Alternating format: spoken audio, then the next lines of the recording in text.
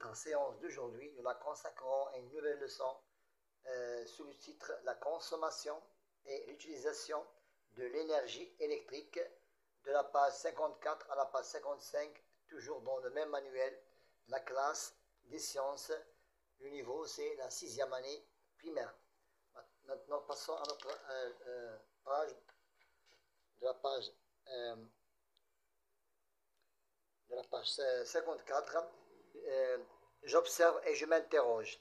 L'un des changements les plus visibles sur les appareils électroménagers est lié à l'étiquetage d'efficacité énergétique. Je formule ma question d'investigation. Quelles sont les utilisations les plus importantes de l'énergie électrique? Voilà notre question. Pour m'interroger, maintenant je dois formuler mon hypothèse. Je formule mon hypothèse en utilisant ces appareils électriques, ou bien en utilisant l'énergie électrique pour éclairer, ou chauffer, ou bien climatiser, ou bien alimenter des appareils électriques. Maintenant, je participe à l'investigation. Nous avons ici, pour ce document, j'observe le document ci-dessous, je discute puis je réponds aux questions. Les données suivantes présentent une consommation moyenne mensuelle pour chacun des appareils électriques de la maison d'une famille. Voilà une série des appareils électriques d'une famille. Je cite 3 utilisations les plus importantes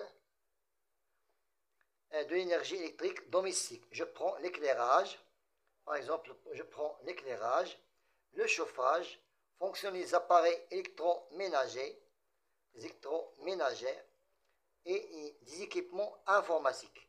Voilà ces appareils qui utilisent cette famille. Maintenant, je classe les appareils suivants: lave-vaisselle, réfrigérateur,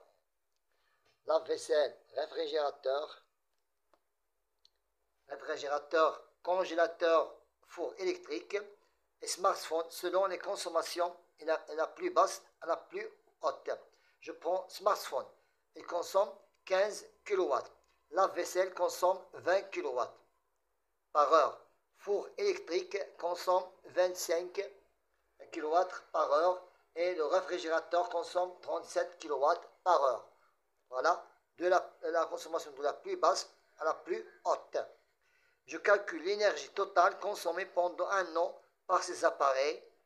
C'est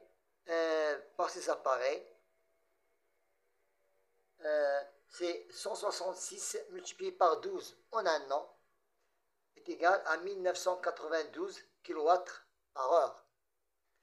Maintenant, je donne 2 conseils à ma famille pour faire baisser la consommation d'énergie.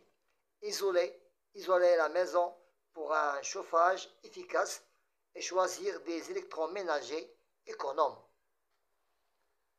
Maintenant, la page suivante, 55.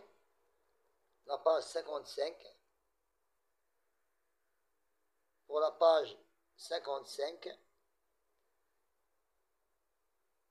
je complète ma conclusion avec les mots suivants. Les utilisations de l'énergie sont nombreuses et comprennent le chauffage, l'éclairage, la climatisation, la réfrigération, la cuisson et l'utilisation d'une grande variété d'appareils électroniques. Maintenant, le kilowatt est une unité de mesure d'énergie électrique pendant une durée d'1 heure.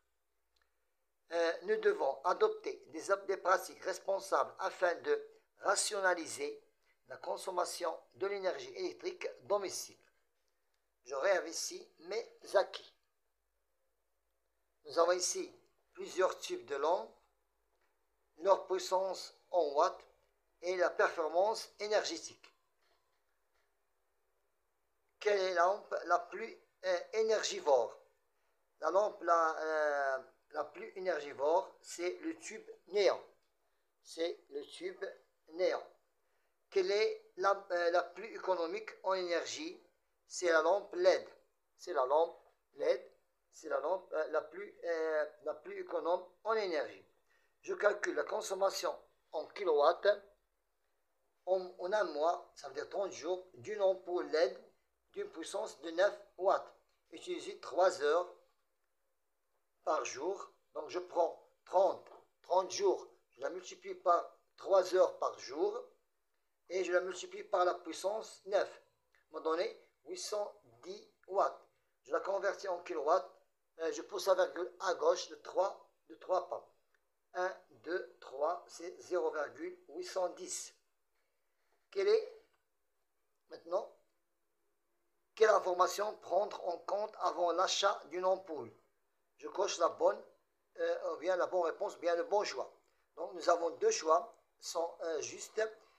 Dans une cas, choisir la puissance exprimée en watts et la durée de vie en heures.